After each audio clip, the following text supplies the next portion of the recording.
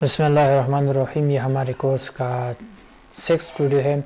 इस वीडियो में मैं जो है यानी जो हमारा जो 5वां वीडियो था उसमें मैंने आप लोगों को जो है एक प्रोजेक्ट पे जो है यानी बेडिंग का तरीका मैंने आपको सिखाया था कि आपने प्रपोजल किस तरह से सेंड करना है, आपने कौन सी मिस्टेक जो आपने नहीं करनी है वो तो मैंने आपको समझाई थी 5वीं वीडियो में। ये अब हमारा 6th वीडियो तो इसमें मैं आपको जो यही बताऊँगा कि आपने यहाँ पर जो है कुछ और मिस्टेक है जो आपने नहीं करनी है अगर आप प्रोजेक्ट्स वगैरह जो है अगर लेना चाहते हो अपवर्क पे।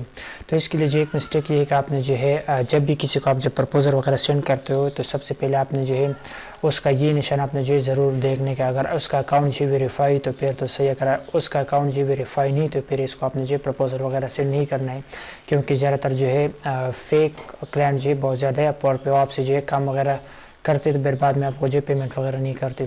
एक योग इसके बाद आप यहाँ पर नेक्स्ट जो है यहाँ पर अभी आप देख सकते हो इस क्लाइंट का यानी जो बजट था वो $12 था और यहाँ पर मैंने जो है उसको $30 उसको मैंने बेट किया था, यानी मैंने प्रपोजल सेंड किया था। ये वही प्रोजेक्ट है जिसके बारे में मैंने एक वीडियो ऑलरेडी बनाई हुई है। तो यहाँ पर आपने जो एक मिस्टेक यहाँ पर नहीं करना है, ये प्रोजेक्ट पर उन्होंने मुझे नहीं दिया क्योंकि उसको जो मैंने प्राइस बहुत ज़्यादा बताया था, $30 बताया था और उन्होंने मुझसे फिर भी एक बार फिर यहाँ पर पूछ लिया था। यहाँ पर भी आप देख सकते हो कि आपका जो है आखिरी बेट कौन सा, यानी आप कितना यानी इसको आप कितने पे जो है आप करोगे। तो उसको मैंने जो है $20 जो मैंने कहा था कि मैं इसको जो आप $20 पर इस प्रोजेक्ट को मैं कंप्लीट करूँगा। लेकिन यहाँ पर जो है ये आप देख सकते ये नाइजीरियन से है, ये बंदा जो क्लाइंट था। तो आपको पता है कि नाइजीरियन जो लोग हैं वो ख़ुद इतने गरीब है, तो किस तरह मुझे जो है $20 या इस तरह प्रोजेक्ट का जो है मुझे देंगे। तो आपने एक मिस्टेक यहाँ पर ये भी नहीं करना कि आपने जो है सबसे पहले उस क्लाइंट का जो है लोकेशन आपने देख लेना है कि ये किस लोकेशन से है। अगर एक ये नाइजीरियन से या फिर एक किसी और ऐसी कंट्री से जो यानी गरीब ममालिक है तो उसको जब भी प्रपोजल वगैरह सेंड करते तो आपने जो है बेट कम कर लेना है, यानी इतना बेट आपने नहीं करना है कि आप जो है 30 या 40 बेट, यानी उस सबसे पहले तो आपने प्रोजेक्ट को देख लेना है कि ये प्रोजेक्ट कितने का है। जैसा कि इस प्रोजेक्ट में क्लाइंट ने जो है $12 जो है कहा था, लेकिन उसको मैंने $30 का मतलब बेट कर दिया था।